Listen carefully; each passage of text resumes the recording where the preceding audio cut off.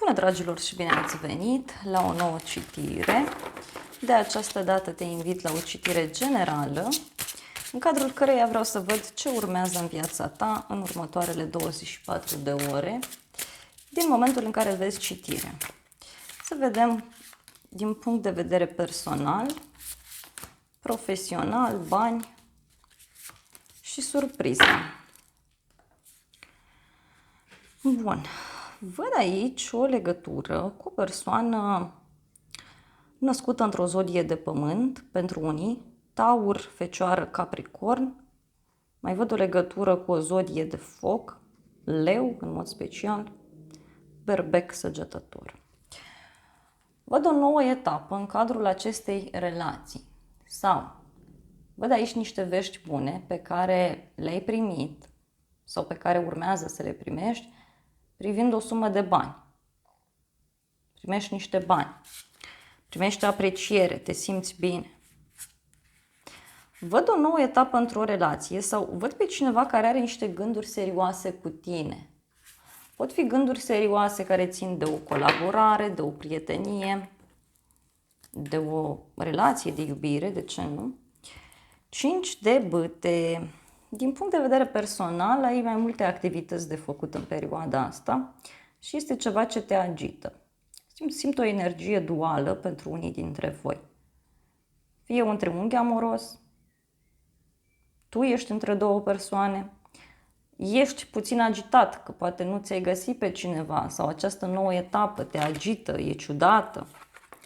Hai să vedem ce se întâmplă. 10 de spade. Se finalizează această etapă dificilă, văd aici. 10 de spade poate să mai vină aici și cu un moment în care tu, în sfârșit, îți dai seama că e cazul să închizi ceva, să ieși dintr-o situație ciudată. Hai să vedem ce e cu 10 de spade. Se finalizează acest triunghi amoros sau se finalizează această agitație pe care o simți.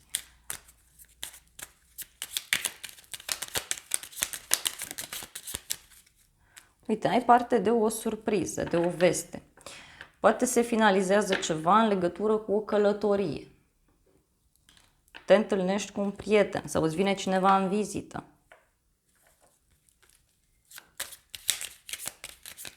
Despre ce mai este acest final?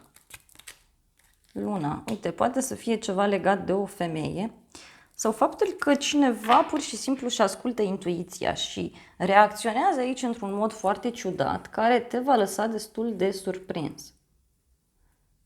Văd pe cineva care finalizează niște studii sau finalizează o căutare.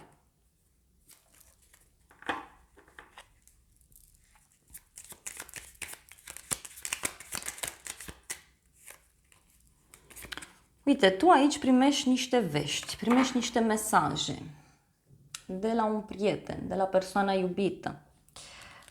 Cum spuneam, urmează să faci niște drumuri. Cineva te va surprinde undeva la o vreme de seară pentru că va dori fie să vă vedeți, fie îți trimite un mesaj. Hai să vedem. Uite, dar totuși eu văd niște vești bune care apar. Deci e clar că se închide această perioadă de suferință pentru tine, în urma unei discuții. Văd aici o bucurie mare din punct de vedere profesional, o sumă mare de bani care îți intră. Sau faptul că se clarifică această situație în care ești din punct de vedere oficial. În sfârșit știți și voi cum stau lucrurile, dacă sunteți împreună, dacă nu. Sau călătoriți aici într-un loc scump, într-un loc cunoscut.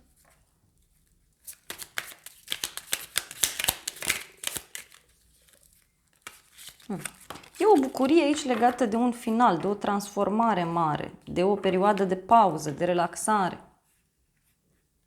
Și uite, văd aici niște discuții în legătură cu o căsătorie, cu o relație, cu o altă femeie. Și tot îmi apare energia asta.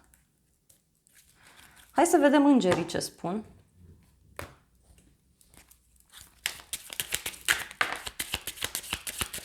Îngerii vorbesc despre pasiune. să te bucuri de relație sau să te bucuri de întâlnirea cu acest prieten, să te bucuri în general de viață. Pot fi niște momente din trecut pe care le retrăiți acum sau poate se întoarce cineva din trecutul tău.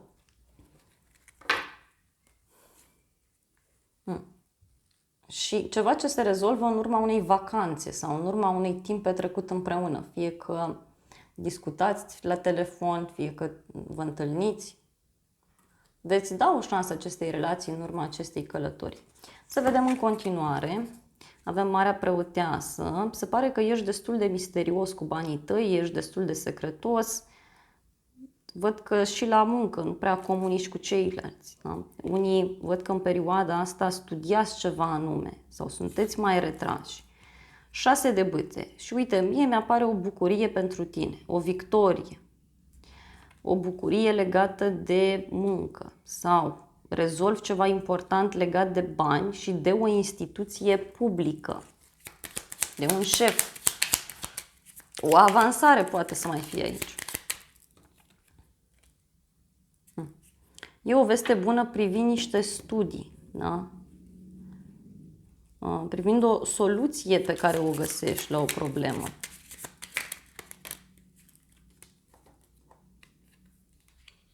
Uite, deci tu aici ai un noroc foarte mare, fie prin ceva ce studiezi, fie ai un noroc foarte mare printr-o veste pe care o primești de la o instituție. E ceva important pentru tine. Primești niște vești bune din două părți. Și are legătură cu o situație care te pasionează, care te atrage foarte mult.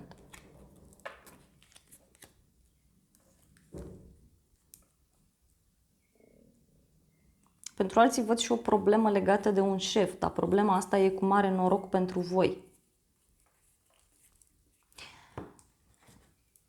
Deci aici, dacă aștepți un răspuns, acesta e pozitiv. Hai să vedem și oracolul ce spune. Oracolul vorbește despre o schimbare care apare aici, despre un ciclu care se închide și care are legătură cu un bărbat, da? Sau cu soțul tău, un bărbat care are o reputație, un bărbat matur, văd aici. Poate e ceva ce are legătură cu planul tău personal. Mie mi-apar bani. Uite, poate să fie o schimbare a unui șef sau schimbarea unei persoane importante. Pe de altă parte, văd aici schimbare care poate avea legătură cu o instituție cu nume masculin. Schimbarea, uite, e ceva ce tu îți dorești foarte mult. Și apar niște vești bune. Poate cineva te contactează, da, să colaborați, cineva îți dă o veste care te bucură. Iar pentru cei singuri, vedeți că iubirea poate să apară pe la muncă sau atunci când mergeți să rezolvați ceva important. Să vedem surpriza. Surpriza este asul de bâte. Deci o nouă idee care îți vine, un nou proiect. O nouă activitate. Wow! Și cavalerul de cupe, dragilor. Surpriza aici ține de dragoste pentru unii. Surpriza este că cineva îți va da mesaj, cineva va dori să te cunoască. Și tot surpriza, să știi că vine aici pentru tine cu o nouă activitate pe care o vei face. O nouă persoană pe care o cunoști. O nouă modalitate prin care o persoană pe care tu o placi va acționa. Wow, cu inelul, dragilor, aici e cu inele.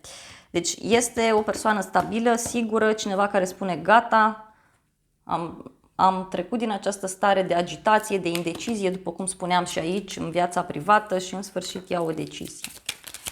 Ce ți aduce cavalerul de cupe? Ce veste primești? Un secret, vine cu o soluție la relația voastră, vine cu un secret pe care ți-l spune.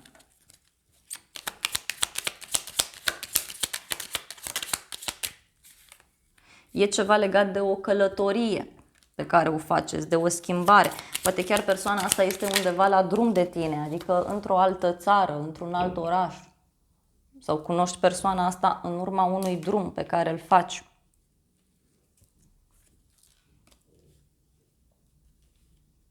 Pentru bărbați, văd o femeie aici care e foarte puternică din punct de vedere profesional. Sau chestia asta ție îți va oferi mai multă încredere în tine, în ceea ce tu faci. Poate un prieten te va surprinde cu o veste, te va surprinde cu această decizie, pentru că, uite, e ca și cum cineva te sună și îți spune, gata, m-am îndrăgostit, mă logodesc, mă mut împreună. Da? Totuși, văd o schimbare foarte pozitivă aici. Deci surpriza pentru tine vine de la această persoană. Sau de la o persoană care va dori să te cunoască. Uite, cineva care spune că e timpul să preia controlul înapoi asupra vieții sale. Cineva care vrea să se elibereze dintr-o situație agitată. Și asta se întâmplă foarte curând. Foarte curând. Uite, apare un flirt.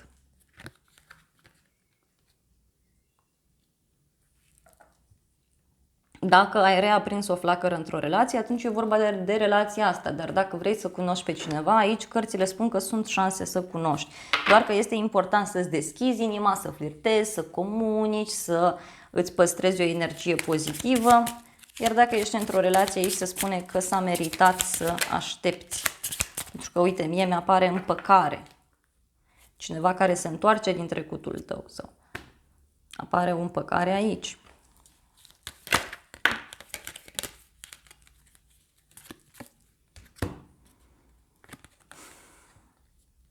Este o persoană care este teamă de ceva stabil, este teamă de o căsnicie, de o relație.